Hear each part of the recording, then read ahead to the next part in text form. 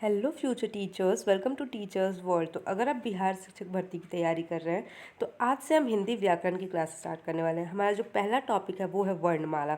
वर्णमाला बहुत बड़ा टॉपिक है और बहुत ही इम्पॉर्टेंट टॉपिक है। अगर आप देखें तो हर एक एग्ज़ाम में, अगर आप किसी भी गवर्नमेंट एग्ज़ाम की तैयारी करें जिसमें हिंदी पूछा जाता है तो वर्णमाला उसमें पूछा ही जाता है। तो मैं इसको 2 पार्ट्स में करके आपको पढ़ाऊँगी। आज हमारा है पार्ट 1। इसके अलावा इसी चैनल पे मैं जीके की भी क्लासेस करवा रही हूँ। जीके की क्लासेस तो अगर अब तक आपने वो नहीं देखी है तो प्लीज़ जाकर देख लीजिए। किसी भी गवर्नमेंट जॉब की आप तैयारी करें तो जीके की वो क्लासेस आपके लिए बहुत ही बेनिफिशियल होने वाली है, बहुत ही हेल्पफुल होने वाली है। तो वीडियो स्टार्ट करने से पहले वीडियो को लाइक करके चैनल को सब्सक्राइब जरूर कर लीजिएगा अगर आप बिहार में एक शिक्षक बनना चाहते हैं या फिर सरकारी नौकरी पाना चाहते हैं। तो मैं पहले आपको कंटेंट पढ़ाऊँगी, उसके बाद कुछ क्वेश्चंस हैं जिस क्वेश्चंस का आप आंसर करेंगे या मैं आपको बताऊंगी और लास्ट में आप बताइएगा कि आपके कितने क्वेश्चन सही हुए हैं। तो चलिए देखते हैं। वर्ण वर्ण क्या होता है? तो भाषा की सबसे छोटी इकाई जो है वर्ण क्या है, जिसके टुकड़े नहीं किए जा सकते। वर्ण के क्या होते हैं? टुकड़े नहीं किए जा सकते। या हम कहें तो भाषा की सबसे छोटी इकाई या फिर वे ध्वनियाँ जिनके खंड ना हो वो क्या कहलाते हैं? वर्ण कहलाते हैं। इसके अलावा हम देखें तो वर्ण के प्रकार देखते हैं। वर्ण कितने प्रकार के होते हैं? तो वर्ण हमारे 2 प्रकार के होते हैं। कितने प्रकार के होते हैं? 2 प्रकार के होते हैं। आप सबको ये बात पता होगा। वर्ण 2 प्रकार के होते हैं। कौन कौन से? पहला होता है स्वर और दूसरा होता है व्यंजन। स्वर्ण वर्ण और व्यंजन वर्ण। स्वरों की संख्या हम देखें तो स्वरों की संख्या 11 होती हैं। पेपर में हमसे स्वरों की संख्या अगर पूछे तो हमें 11 ही लगाना होता है, लेकिन 2 और स्वर ऐसे होते हैं जो मिलके 13 बन जाते हैं। तो मैं ये आपको आगे चल के डिस्कस करूँगी।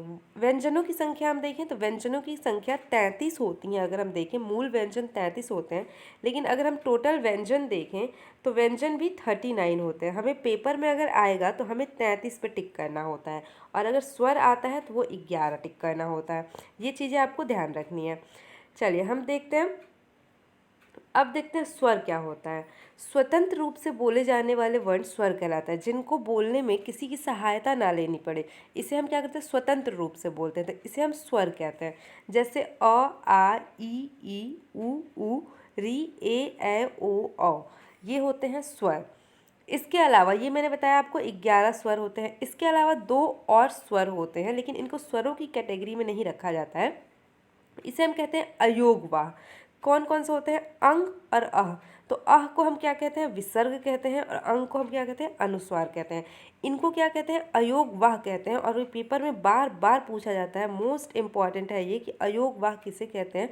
तो अंग और अह को अयोगवाह कहते हैं। नेक्स्ट हम देखते हैं स्वरों के प्रकार। स्वर 3 प्रकार के होते हैं। ह्रस्व स्वर, और इसी को हम मूल स्वर कहते हैं और एक मात्रिक स्वर भी कहते हैं।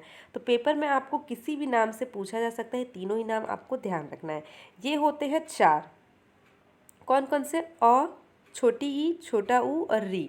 इन्हीं 4 मूल स्वरों से मिलकर सारे ही स्वर बनते हैं। नेक्स्ट होता है दीर्घ स्वर, जिसको बोलने में ह्रस्व स्वर से थोड़ा अधिक टाइम लगता है, 2 गुना समय लगता है। आ, बड़ा ई, बड़ा ऊ, ए, ओ और अंग, औ। नेक्स्ट होता है प्लुत स्वर।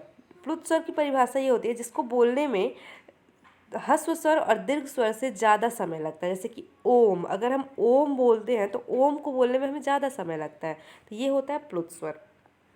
नेक्स्ट हम आते हैं व्यंजन की ओर, जो स्वरों की सहायता से बोली जाए। व्यंजन क्या होते हैं? जो स्वरों की सहायता से बोली जाए। स्वर क्या होते हैं? जो बिना किसी सहायता से बोली जाए। व्यंजनों के प्रकार हम देखते हैं। स्पर्शी व्यंजन होते हैं, जिन वर्णों के उच्चारण में मुख किसी विशेष स्थान से स्पर्श होता है उन्हें हम स्पर्शी व्यंजन कहते हैं। स्पर्शी व्यंजन 25 होते हैं। अगर हम संख्या की बात करें तो स्पर्शी व्यंजन 25 होते हैं और इसको 5 वर्गों में बांटा गया है। कौन कौन से वर्ग में बांटा गया है? तो क वर्ग, च वर्ग, ट वर्ग, त वर्ग और प वर्ग। आपने ये बहुत बचपन में ही आप ये सारी चीज़ें पढ़े होंगे। देखिए जो क वर्ग होता है इसको हम उच्चारण स्थान इसका पूछता है पेपर में। तो क वर्ग जो होता है वो कंठ से बोला जाता है। कंठ के बाद आता है हमारा, अगर हम उच्चारण स्थान देखें अपने खुद आप ट्राई करिए, तो पहले आता है हमारा कंठ, गला होता है, कंठ कहते हैं उसको। उसके ऊपर आता है तालु, उसके ऊपर आता है मुर्दा, उसके बाद आता है दांत, उसके बाद आता है ओष्ठ। अगर आप इसको ऐसे देखें तो ये मान लीजिए कंठ है, फिर ये तालु, फिर ये मुर्दा, फिर ये दांत और फिर ओष्ठ, जहाँ से हमारी आवाज़ निकलती है। तो ये हो गया और ऐसे ही क्रम में इसको आपको सजाना है। देखिए क वर्ग जो होता है वो कंठ से बोला जाता है, च वर्ग जो होता है वो तालु से बोला जाता है, ट वर्ग जो होता है वो मूर्धा से बोला जाता है, त वर्ग दंत से बोला जाता है और प वर्ग ओष्ठ से बोला जाता है। ये आपको ध्यान रखना है, ये पेपर में पूछा जाता है। नेक्स्ट हम देखते हैं इसके अलावा कौन कौन से व्यंजन होते हैं। वो तो 25 हो गए, लेकिन व्यंजनों की संख्या कितनी होती है? 33 होती है। तो 25 और भी यहाँ है, जैसे हम कहते हैं अंतःस्थ व्यंजन या फिर अर्ध स्वर, क्योंकि इसको बोलने में स्वरों से ज़्यादा समय लगता है और व्यंजन से कम समय लगता है, इसलिए इसे हम अर्ध स्वर भी कहते हैं। और पेपर में अंतःस्थ पूछा जाता है, अंतःस्थ व्यंजन कौन कौन से होते हैं? तो य, र, ल, व, ये क्या है? अंतःस्थ व्यंजन है। उसके अलावा ऊष्म व्यंजन होते हैं या फिर संघर्षी व्यंजन, जिसको बोलने में अगर आप इनको बोले श, श, स, तो इनको बोलने में आपके मुंह से गर्म हवा बाहर आती है, तो इसलिए इसे हम ऊष्म व्यंजन कहते हैं, या फिर बहुत संघर्ष के साथ हमें इनको बोलना पड़ता है, तो इसलिए इसे हम ऊष्म व्यंजन कहते हैं। ये भी 4 होते हैं। नेक्स्ट आता है संयुक्त व्यंजन। 2 वर्णों से मिलकर जो बना होता है उन्हें हम संयुक्त व्यंजन कहते हैं। अगर हम छ की बात करें तो ये क और स, दंत स जिसे हम बोलते हैं, उससे मिलकर बना हुआ है। त्र की बात करें तो ये त यहाँ आधा होता है, यहाँ क भी आधा होता है और र से मिलकर बना है। ज्ञ की बात करें तो ये ज और इ से मिलकर बना है। और स्र की बात करें तो ये स और र से मिलकर बना है। तो ये इसमें 2 वर्ण मिलकर बने होते हैं, इन्हें हम संयुक्त व्यंजन कहते हैं। नेक्स्ट आता है द्विगुण या उत्क्षिप्त व्यंजन। तो ये क्या होते हैं? ड और ढ, ये उत्क्षिप्त व्यंजन होते हैं। तो देखिए, जो स्पर्शी व्यंजन हो गए 25 हमारे, ये अंतःस्थ हो गए 4, इसके अलावा संघर्षी हो गए 4, संयुक्त व्यंजन हो गए 4 और ये उत्क्षिप्त व्यंजन हो गए 2। ये टोटल मिलके हमारे कितने बन जाते हैं? 33 बन जाते हैं, सॉरी 39 व्यंजन हमारे बन जाते हैं। तो ये आपको ध्यान रखना है, ये आपको ध्यान रखना है। व्यंजनों की संख्या 39 होती है, लेकिन मूल व्यंजन जो हमसे पूछा जाता है वो 33 होती है। अब हम क्वेश्चंस डिस्कस कर लेते हैं। तो हमारा जो पहला क्वेश्चन है, वर्णमाला कहते हैं, वर्णमाला किसे कहते हैं? पहला क्वेश्चन है हमारा, भाषा की सबसे छोटी इकाई है। भाषा की सबसे छोटी इकाई मैंने आपको पहले ही बताया, भाषा की सबसे छोटी इकाई वर्ण होती है। हमारा राइट ऑप्शन हो जाएगा ऑप्शन नंबर डी।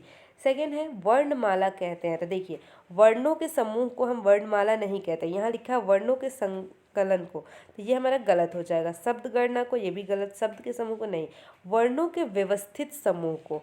वर्ण अगर व्यवस्थित तरह के से समूह उसका बनाया जाए तो उसे हम क्या कहते हैं? वर्णमाला कहते हैं। हमारा राइट ऑप्शन हो जाएगा ऑप्शन नंबर डी।